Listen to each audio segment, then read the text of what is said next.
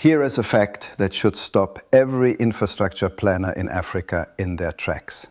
Right now, as you watch this video, an email sent from Nairobi to Lagos is most likely traveling to Europe and back before it reaches its destination. A local African communication routing through a foreign continent, adding hundreds of milliseconds of latency, paying international transit fees, and passing through infrastructure that Africa does not own and cannot control. Africa has over 100,000 kilometers of fiber optic cable backbone. The infrastructure exists.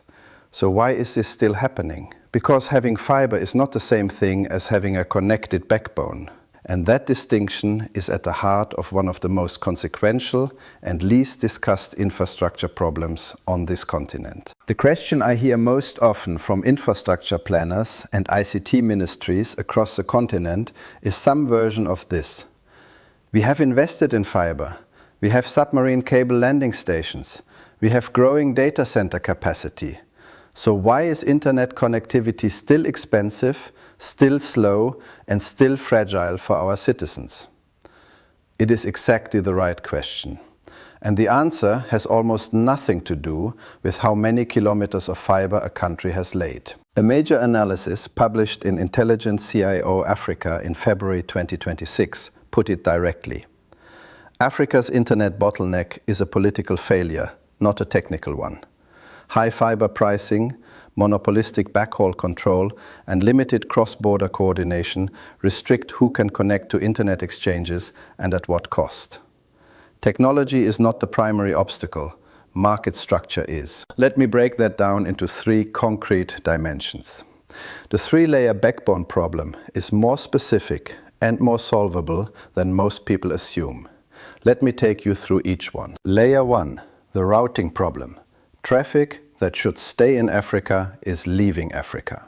The routing problem is the most counterintuitive dimension of Africa's backbone challenge, and the most expensive.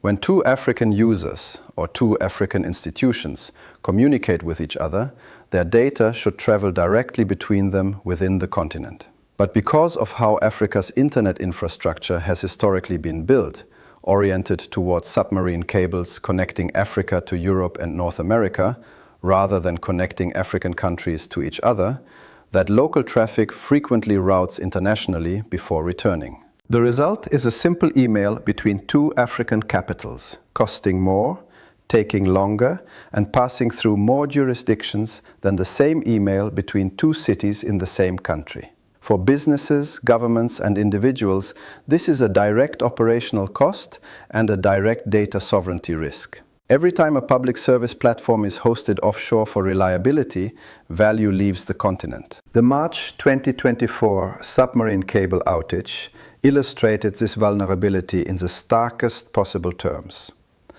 When the West Africa cable system, the Africa Coast to Europe cable, SAT3 and Main 1 were simultaneously damaged, Nigeria, Ghana, Ivory Coast, and Liberia lost the majority of their internet connectivity, because their traffic was primarily routed through those international cables rather than through regional terrestrial alternatives.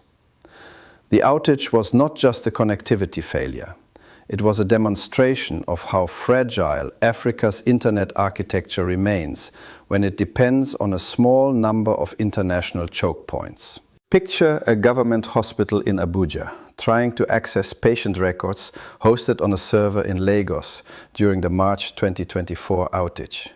Same country, 200 kilometers apart, completely cut off, because the shortest path between them ran through a cable at the bottom of the Atlantic Ocean. That is the routing problem made human. Layer 2, the ownership problem. Who controls the backhaul? The second layer is the ownership problem, and it is the most politically sensitive. In most African countries, the national fiber backbone, the high-capacity, long-distance routes that carry traffic between cities and across borders, is owned by a small number of operators, often a single incumbent telco.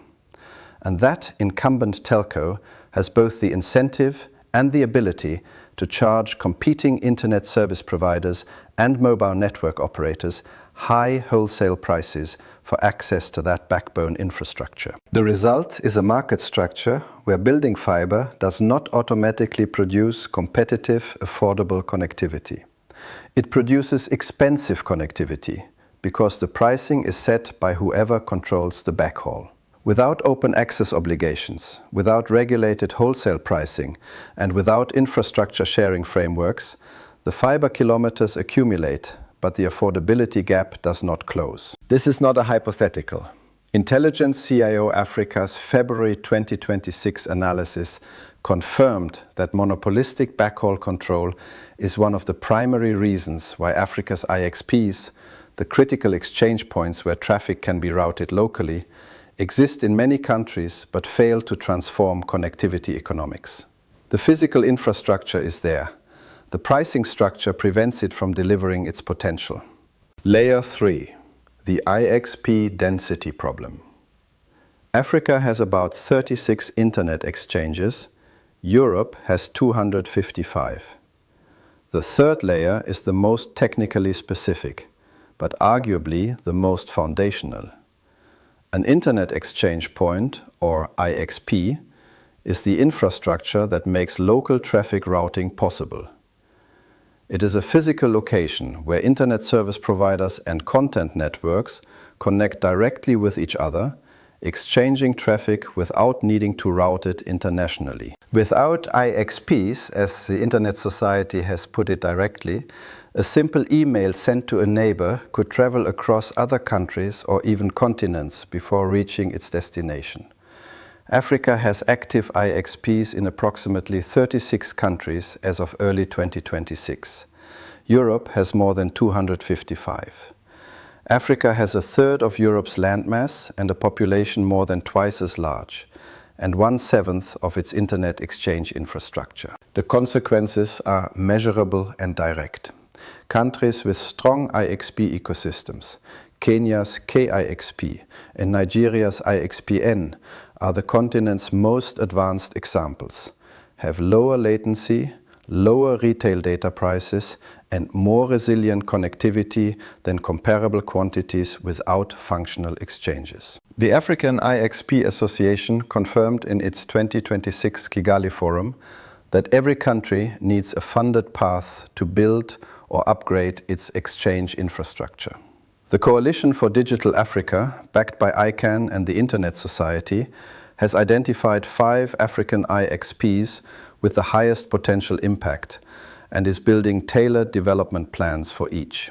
The direction is right. The pace needs to accelerate dramatically. So what does solving the continental backbone problem actually look like? And what must governments, regulators and development partners prioritize right now? The strategic insight. Here is the strategic reframe I want every infrastructure planner, policymaker and regulator watching this to hold on to. Africa's backbone problem is not a capital problem. It is a coordination problem and a market structure problem.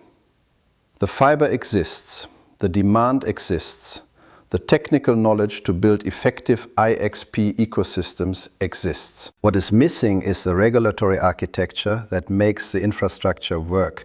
Open access frameworks, competitive wholesale pricing, cross-border coordination, and the political will to treat IXPs as critical national infrastructure rather than as niche technical curiosities. A continent that cannot efficiently route traffic between its own capitals cannot build a single digital market, cannot trade digitally, cannot deliver government services at scale, cannot realize the promise of AFCFTA. The routing problem, the ownership problem, and the IXP density problem are not 3 separate issues. They are 3 dimensions of the same foundational failure, and they require a coordinated policy response that addresses all 3 simultaneously. So here are 5 concrete actions that can close the gap between the backbone Africa has and the backbone Africa needs. The practical takeaways.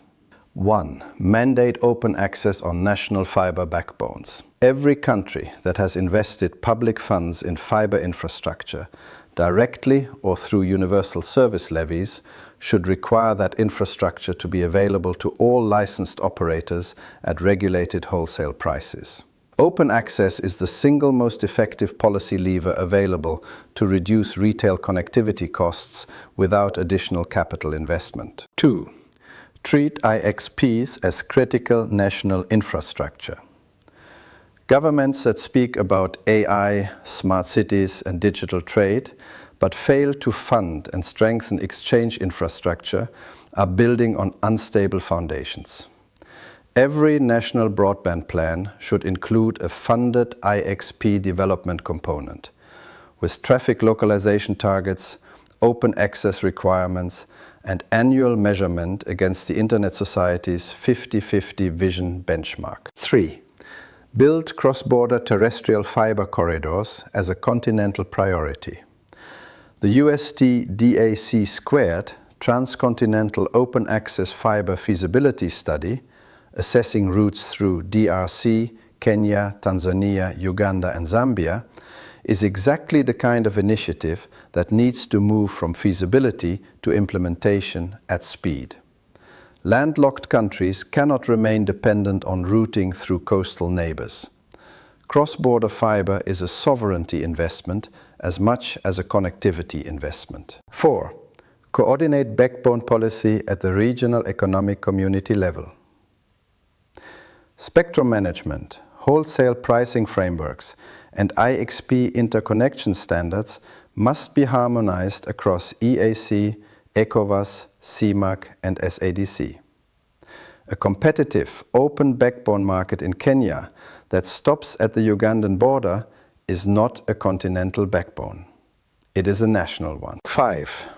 Invest in African-hosted content and cloud infrastructure.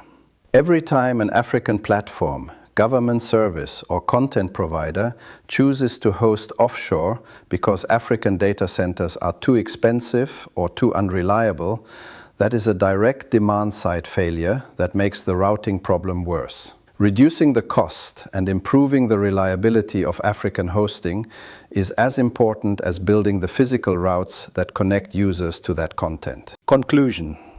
Africa has the fiber. Africa has the demand.